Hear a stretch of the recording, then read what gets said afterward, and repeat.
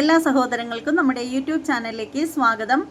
അപ്പോൾ ഇന്നത്തെ വിഷയം എന്ന് പറഞ്ഞാൽ നമ്മളെപ്പോഴും പറയുന്നത് കണക്ക് തന്നെ രേണുസുതി തന്നെയാണ്. അപ്പോൾ നിങ്ങൾ ചോദിക്കും, നിങ്ങളെല്ലാവരും എന്തിനാണ് അവരെ ഇങ്ങനെ വേട്ടയാടുന്നത്, അവർക്കെന്താ നിങ്ങൾ കൊണ്ടു കൊടുക്കുമോ എന്നൊക്കെ ചോദിക്കും. അപ്പോൾ അതിനൊക്കെ മറുപടി നേരത്തെ ഒരിക്കൽ ദയാശ്വതി തന്നെ തന്നിട്ടുണ്ട്. ഞാനും എൻ്റെ ചാനലിലൂടെ തന്നിട്ടുള്ളതാണ്. അതുകൊണ്ട് ഇനി അതിനെക്കുറിച്ചൊന്നും കൂടുതൽ സംസാരിക്കുന്നില്ല. കാരണം മറ്റുള്ളവരുടെ മക്കൾക്ക് നമ്മൾ ചിലവിന് കൊണ്ട് കൊടുക്കാൻ പറ്റില്ല. അവരവർ കഷ്ടപ്പെട്ട് ശരീരം അങ്ങോട്ട് അനക്കി തന്നെ പൈസ ഉണ്ടാക്കിയാലേ അവരുടെ മക്കളെ കാര്യങ്ങൾ നോക്കാൻ പറ്റത്തുള്ളൂ. ഓക്കെ, അപ്പോൾ രേണുസുതി 24 മണിക്കൂറും ഇപ്പോൾ റീൽസ് ആയാലും ഷോർട്ട് വീഡിയോകളായാലും ഇൻ്റർവ്യൂകളായാലും അങ്ങനെ ആൽബങ്ങൾ ഒക്കെ അഭിനയിച്ചുകൊണ്ടേയിരിക്കുന്നു. എന്നിട്ടും സ്വന്തം കുഞ്ഞിന് ബാഗ് മേടിക്കാൻ പോലും പൈസ ഇല്ലെന്നും പറഞ്ഞിട്ട് ഒരു ഫേക്ക് ആയിട്ടുള്ള ഒരു അച്ഛൻ എന്നൊന്നും പറയാൻ പറ്റൂല, അങ്ങേരോട് സന്തോഷ് തിരുമേനി അങ്ങേരെ അടുത്ത് കിടന്ന് അങ്ങേര് ബാഗും കൊടയൊക്കെ വാങ്ങിച്ചു കൊടുത്തു എന്നും പറഞ്ഞൊക്കെ ഭയങ്കര താങ്ക്സ് പറയൊക്കെ അങ്ങേരെ സുഖിപ്പിച്ച് പ്രൊമോട്ട് ചെയ്യുന്ന വീഡിയോകളൊക്കെ നമ്മൾ കണ്ടിട്ടുണ്ടായിരുന്നു.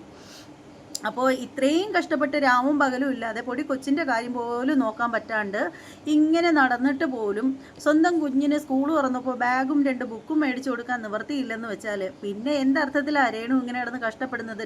പകലില്ലാതെ വീട്ടിലടങ്ങി ഒതുങ്ങി ഇരുന്നൂടെ? അതല്ലെന്നുണ്ടെങ്കിൽ തൊഴിലുറപ്പിൽ പോയി പണിയെടുത്താലും കിട്ടും ഒരു ദിവസം 350 രൂപ. അതാണെങ്കിലും സുഖമായിട്ട് കുഞ്ഞിന് ബാഗ് മേടിക്കാമല്ലോ. അപ്പോൾ ഇത് പറയുന്ന ചിലർ ചോദിക്കും, എന്നാൽ പിന്നെ നിങ്ങൾക്കത് ചെയ്തുകൂടെ എന്ന്. സൗകര്യമില്ല ചെയ്യാനായിട്ട്. എൻ്റെ നെറ്റ്, എൻ്റെ സമയം, എൻ്റെ കഴിവ്. അപ്പോൾ ഈ ഒരു വീഡിയോ ഇങ്ങനെ ചെയ്യുന്നതിനും ഒരു കഴിവ് വേണമെന്ന് ഈ ഒരു കഴിവുമില്ലാതെ വന്ന് കമൻ്റ് ഇടുന്ന കമൻറ്റോളികൾ മനസ്സിലാക്കുക. അപ്പോൾ വിമർശിക്കാനുള്ള അധികാരം നമുക്കുണ്ട്. ഇന്ത്യൻ പ്രധാനമന്ത്രിയെ വരെ എല്ലാവരും വിമർശിക്കുന്നു, പിന്നെയാണ് ഒരു രേണുസുതിയെ. അപ്പോൾ അത്രയൊക്കെ ഉള്ളൂ. പക്ഷെ വിമർശിക്കുമ്പോൾ നമ്മൾ ഒരു വ്യക്തിയെ വിമർശനത്തിനും വേണം മാന്യത. അവരെ ഒരിക്കലും ബോഡി ഷേമിങ് ചെയ്യാനോ അത്തരത്തിലുള്ള ഒരു കാര്യങ്ങളും നമ്മൾ ചെയ്യാൻ പാടില്ല. മാന്യമായ രീതിയിൽ നമ്മൾ റിയാക്ട് ചെയ്തതിൽ ഒരു തകരാറുമില്ല. അപ്പോൾ ഇതിനകത്ത് എന്ന് പറഞ്ഞാൽ ഒരു വീഡിയോ ഞാൻ കൊണ്ടുവരികയാണ്. അത് രേണു പറഞ്ഞൊരു സംഭവമാണ്. അപ്പോൾ അത് ഇവിടെ ഞാൻ കേൾപ്പിക്കാം. 20 വയസ്സുള്ളൊരു മോന്റെ അമ്മയാണ് ഞാൻ. അവനെ ഞാൻ പ്രസവിച്ചിട്ടില്ലെന്ന് അവന് പറയാം, എനിക്ക് പറയാം, സമൂഹത്തിൽ എല്ലാവർക്കും അറിയാം. അവനെന്റെ മകനാണ്. ആ ഒരു കാര്യത്തിൽ ആർക്കും ഒരു തർക്കവും ഇല്ല. അപ്പം രേണു പറയുന്നതെന്ന് പറഞ്ഞാൽ 20 വയസ്സുള്ളൊരു മകൻ്റെ അമ്മയാണ് ഞാൻ. അതായത് കിച്ചുവിൻ്റെ കാര്യമാണ്. അവനെ ഞാൻ പ്രസവിച്ചിട്ടില്ലെന്നേ ഉള്ളൂ, അവൻ എൻ്റെ മകനാണ്, അവൻ്റെ അമ്മയാണ് ഞാൻ. അത് എല്ലാവർക്കും അറിയുന്ന കാര്യമാണെന്ന്. അതേ രേണു, അതിലൊരു വ്യത്യാസവുമില്ല. ഇപ്പോൾ ഒരു കുഞ്ഞിനെ നമ്മൾക്ക് മകനായിട്ടോ മകളായിട്ടോ കാണണമെന്നുണ്ടെങ്കിൽ അവരെ പ്രസവിക്കേണ്ട ആവശ്യമൊന്നുമില്ല.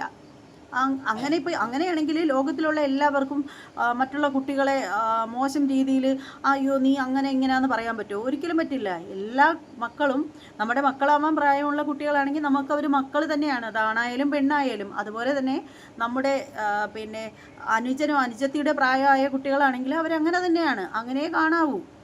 അപ്പോൾ ബാക്കി പറ. ഒരു ബന്ധം പോലും നെഗറ്റീവ് പറയുന്ന ചെറ്റ ആൾക്കാരുണ്ട്, ഞാൻ കണ്ടിട്ടുമുണ്ട് കമന്റ്. ആ ഒരു അമ്മ മകൻ എന്ന ബന്ധം പോലും നെഗറ്റീവ് പറയുന്ന ആൾക്കാരുണ്ട്. തീർച്ചയായിട്ടും നല്ല രീതിയിൽ കണ്ടിട്ടുണ്ട് കമന്റ്സ്. ഞങ്ങളത് പിന്നെ വേണ്ട വിട്ടേക്കാന്നുള്ള രീതിയിൽ വെച്ചേക്കുവാ. ഒരുപാട് കണ്ടിട്ടുണ്ട്. അപ്പൊ എനിക്ക് എന്റെ മകനെ, എന്റെ അച്ഛനെ, എന്റെ ആങ്ങളെ എനിക്ക് തിരിച്ചറിയാൻ കഴിവുള്ള ഒരു വ്യക്തിയാണ് രേണുസുതി. എന്റെ കുടുംബത്തിന് ഇപ്പൊ അതായത് പുള്ളിക്കാരത്തി പറയുന്നത് എന്തെന്ന് വെച്ചാൽ കിച്ചുവിൻ്റെയും രേണുവിൻ്റെയും ആ ഒരു ബന്ധത്തെ, അമ്മ മകൻ എന്നുള്ള ബന്ധത്തെ തെറ്റായി കണ്ട് ബാഡ് കമൻ്റ് ഇടുന്ന ആളുകൾ ഉണ്ട്. അങ്ങനെ ഇടുന്ന കമൻറ്റുകളൊക്കെ രേണു കണ്ടിട്ടുണ്ട്. പക്ഷേ അതിന് മറുപടി കൊടുക്കാണ്ട് മിണ്ടാണ്ടങ്ങ് വിഴുങ്ങി കളഞ്ഞിരിക്കുകയാണ്. അതായത് അതിനെക്കുറിച്ചൊന്നും റിയാക്റ്റ് ചെയ്യാതെ അവരിങ്ങനെ ഇരിക്കുന്നതാണ് എന്നാണ് രേണു പറയുന്നത്. എന്തിനിരിക്കണം?